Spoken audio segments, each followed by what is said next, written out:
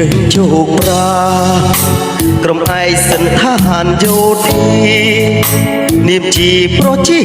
ការពារការងារជាសន្តិសុខភូមិញាតិមិត្តអើយកុំឡើយមើលងាយពួកខ្ញុំមានសង្ឃពុនសង្ឃធំដុំតែខ្ញុំប្រឹងការពារធ្វើស្ម័គ្រចិត្តមិនគិតទេការនឿយហត់ទូក្តៅភ្លៀងក៏អំណត់ស៊ូអត់មិនត្អូញរិញរីតាមភូមិឃុំ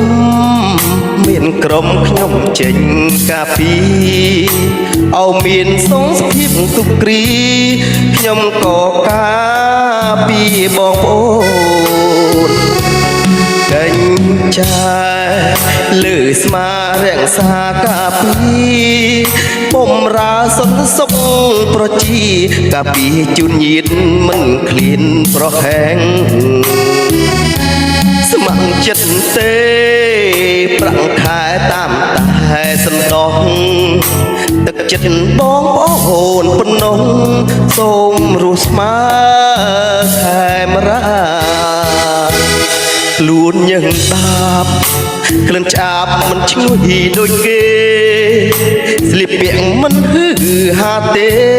តែខ្លួនមិនធូរទីទេវតាអើយនេះហើយគឺជាការងារនាមជាប្រជាការពីសូមធានាការពីឲ្យបាន